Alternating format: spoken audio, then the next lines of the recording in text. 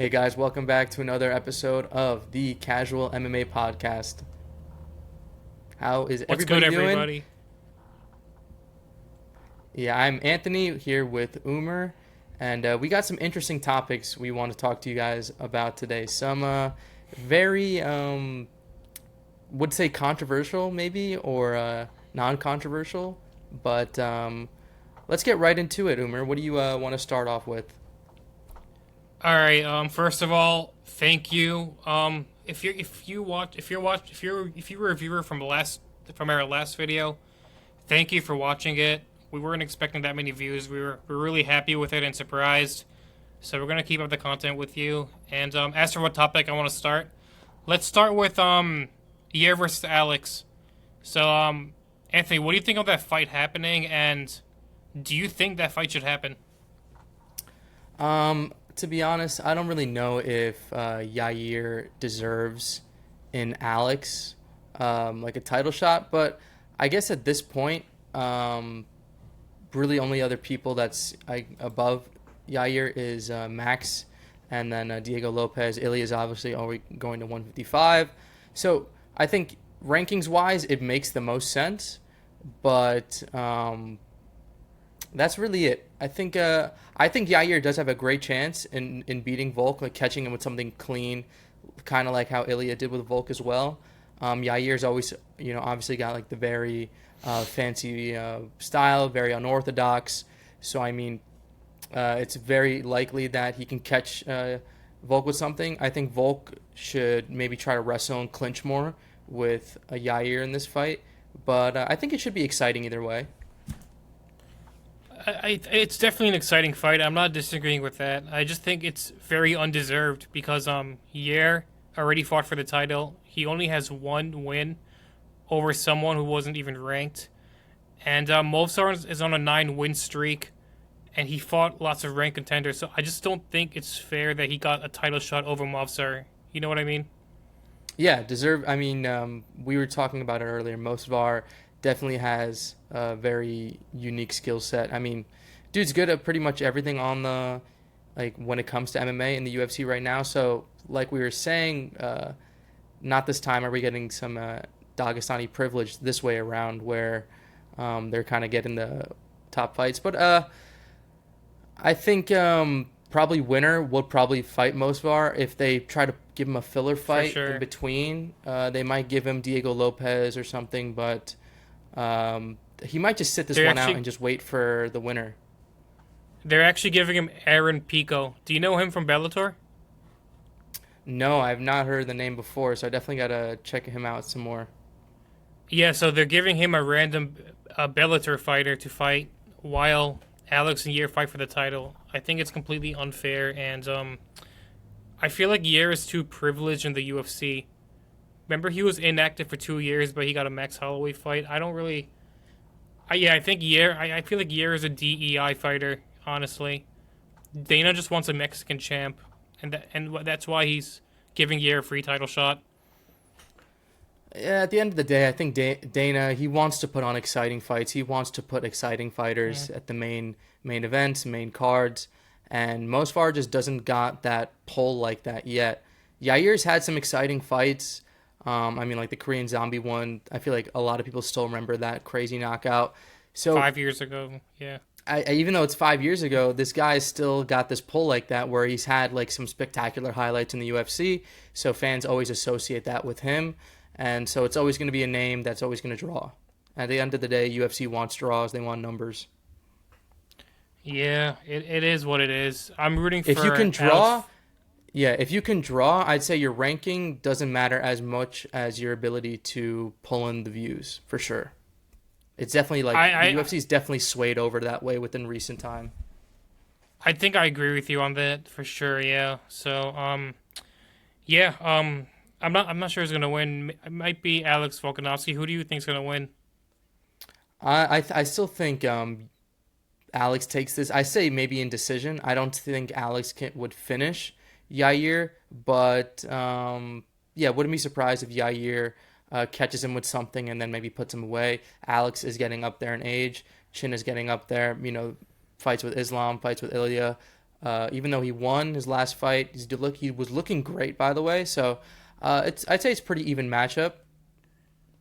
Yeah, for sure, for sure. I just want to kind of prove that, like, we all know MMA Guru. He thinks there's Dagestani privilege, but in this case, there wasn't. If Dagestani privilege was real, Movsar would have gotten the title shot, and Ankalaev would have gotten a title shot over Roundtree earlier. So, do you think that Dagestani privilege isn't as real as MMA Guru says it is? Honestly, I don't think it's that major at all. I mean, when you look at the fighters where, um, like Islam, Habib, uh, Mosvar, Ankalaev, these guys were sitting on title shots for a long time. And For sure. you even look at the way Guru was talking about Muhammad Makayev. He said they should bring back Makayev in because he's an exciting fighter. You know, he's going to bring on a little bit of drama. He said they should bring him back. And the UFC has not even second thought about bringing Makayev back whatsoever, all because of that drama was going on. So I mean, I don't really think there's much of a privilege with the Dagestanis. If anything, For they sure. really sit on them until the last possible chance to give them a title shot. For sure, for sure, you're right. And yeah, dude, I think Makayev was flyweight's biggest name, so it's bad for the UFC to cut him. Yeah, genuinely, even though he said some wild stuff, he should still be brought back. I guess there's like, you can call it maybe like just like overtime, just had kind of like statute of limitations maybe. I think Hmm. he served his time. He served his time out of the UFC. I really don't know what his kind of career outside the UFC is. He's not really the kind of guy you want to follow at this point if there's really no chance of him coming back. True, yeah. The good thing about him is that he's only like 24 years old at most, so he could actually come back to the UFC and become a dominating champ. So I don't. So I think there's still a good chance of him coming back to the UFC because of his age. Yeah, I just hope it's not like when it's past his prime and we really won't get to see him. And with the 125ers right now, like there's a good mix where the older guys are starting to get really old there, and there's a lot of guys in their prime who I think Makayev would match up well with. For sure, yeah, for sure. But yeah, man. So in the news that I read something on Twitter. It said Jones was offered to fight Tom Aspinall with the money. UFC offered Jones money for the fight, and they offered him money that he wanted, and he still denied the fight. So I think the fight's not happening. It really sucks, but what are you gonna do? Jones doesn't want to. He doesn't want to fight Tom.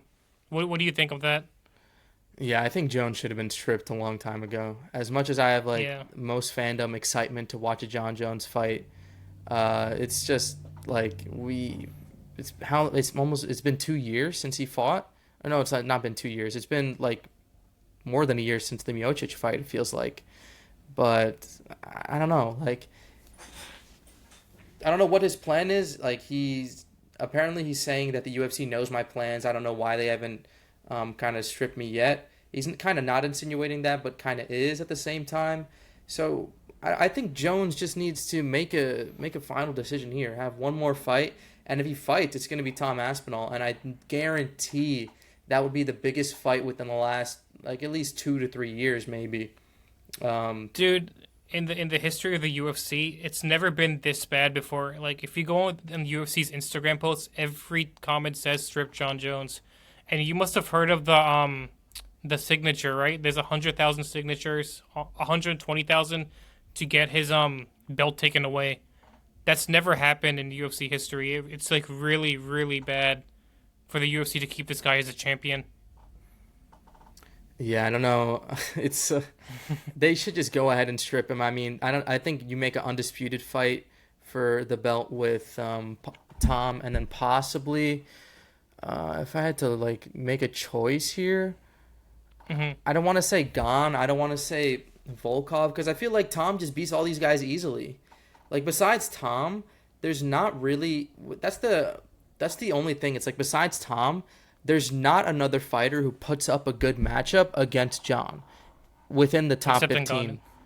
15. Yeah. Except Ngannou, but Ngannou's nowhere to be found. He ducked Ngannou, ducked Aspinall, uh, went for a Miocic who was clearly going to lose. Like, there was no way that Stipe was going to beat John in this fight. I seen some comments. I'd seen some posts, and I want to second these comments that say that Cormier would have never ducked these fights. I guarantee, yeah, I 100% back that Daniel Cormier, if this was him in this position, he would have fought them all. He would have had to prove all of them wrong. John's just, he's really grown sour on me at this point. Like, I still love watching him fight. Like, he's really had no issues besides, we'll go the Reyes fight, and then we'll go with the Thiago Santos fight. This guy's really never had any trouble inside a UFC fight, and you can maybe go Gustafsson, but he was also off like the cocaine, partying all the time. But John Jones is always an exciting fight. Yeah, it kind of makes me understand why people hated John Jones in the past. Like all the shit he was pulling when it came to doing drugs, or when he something happened where he tested positive in one state and then they had to move the whole fight to another state. Something like that happened. So yeah, I get why a lot of people don't like John Jones, and I hope he just gets out of the sport and we never see him again and move on. Yeah, what's like sad is that I feel like when John like fully leaves the UFC, you're really not gonna hear from him at all. Like, I don't see him showing up to events. I don't see him. Except you're gonna see videos of him getting arrested. That's what I was about to say. Test. Like, I was about to say, like, if anything, the next time we'll see him in the public is like an arrest report or something. 100%, bro. 100%. I put my money on it. He said it himself. He tries to be like the good guy, but like that bad guy just always wants to come out at some point. Like, he just is that bad guy. That's what happens when you drink. I think that could be. I think that's the reason why. You heard it here, ladies and gentlemen. Don't drink. Exactly. Yeah, and do drugs. But have you noticed that like UFC wasn't the same as it was when we watched it in college? Like, the cards aren't as good. It's not as exciting anymore. Yeah, like we said, like Dana's just not putting up in enough stock into the UFC. Like, UFC, like when I was in high school up to like college was the most fun watching UFC.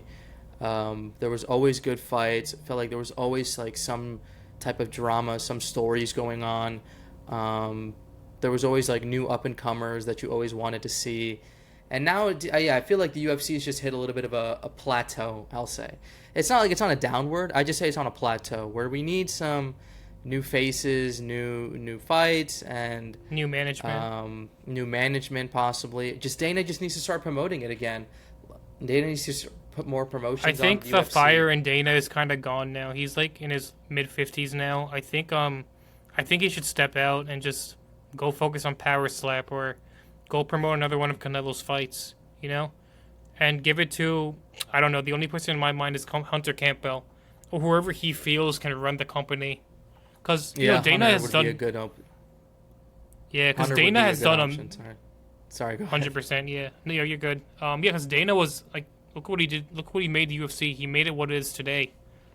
But it's just he doesn't have that motivation anymore, I think. So yeah, Hunter might be a good option. Yeah, you see like all like the backstage and like behind the scenes stuff. He's very much more involved with like the fighters themselves. He's very personable with them, keeps very close relationships, where Dana just kind of sees them as like a commodity. He always likes to reference how they're independent contractors. He's like, they can go to another organization. They don't have to be with the UFC. Like, he's always just so smug about it because he's made so much money already now, where he feels like these fighters aren't worth what other people feel like he's worth. Like, to himself, he's not really worth much. He's like, I have all these other huge fighters that sniff my balls, like kiss my ass. It's just like he's kind of just on the down in terms of his interest, his overall likingness. I always used to like Dana White looking for a fight where he goes out with his friend Dean Thomas and his former fighter Matt Serra. That was always fun watching him go with the old ones. kind of see the prospects. But now, I just feel like he's probably got his own team and people doing it, and not really much that he does on his own end. For sure, yeah, no, you're right. And I kind of have like an opinion. I want to hear your thoughts on it. I don't think everyone says how fighters get paid less, but I think they're getting paid the perfect amount because if every champion got paid as much as boxers, then they would never step foot in the ring in the octagon again. So do you agree with do you think Dana is right about fighter pay? And do you think it's valid to not increase it, or do you think it should be increased?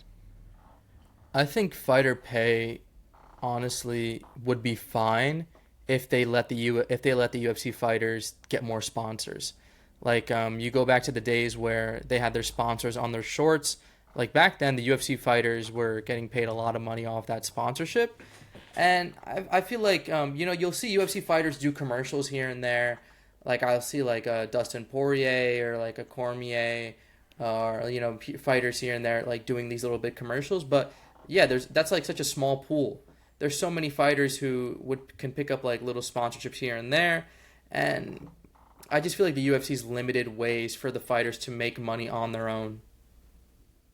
Yeah, yeah, true. I could kind of agree with that, but no, I think I'm. Yeah, I can agree with that.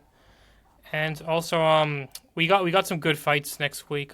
Just two good fights. Sean O'Malley versus Merab, and I think it's Mauricio Ruffy. I'm not sure who's the other guy fighting. It is. Yeah, I'm Let's just looking see. real quick. Patchy Mix. Okay, Patchy Mix. Yeah. Patchy. Those Oh are yeah, two good Patchy's fights fighting. happening next week. Yeah, yeah, yeah. So, Yeah. I'm not that excited for the fight. I think it's gonna be all right. It's not worth buying on the pay per view. This fight. Um, I think I got Sean O'Malley winning. Who do you got? Really? Um, Hmm. I still favor Marab in this. I still favor Marab. After his last fight, Marab's really grown on me. I know Sean said he's going to be training extra super hard. I know he's been doing that for sure. I think this could be easily the best version of Sean O'Malley we'll see, but it could also be the best version of Marab we'll see. I saw a stat that said in one of Marab's fights, they had a sensor in his mouth guard to track his heartbeats and his pulse. And they said during the fight, his resting heartbeat was like 41 or like 44 beats per minute. When I'm sitting down and relaxing, my heartbeat just touches 50. Like this dude's resting heart rate while fighting is in the mid to low 40s. It's like Marab's ability of cardio, his cardiovascular system is just off the charts. Like I'd honestly say one of the best I've seen in the UFC, or probably the best. Yeah, for sure. And as far as I know, I don't think there's any kind of performance enhancing drugs that increase cardio. So he EPO, really must. shout out. What's his face? TJ TJ. Dillashaw. Because the EPO Interesting. increases like your, it's like with the blood count you're able to like kind of your lactic acid like rate of lactic acid Okay. decreases, and so you're able to like fight a little bit longer.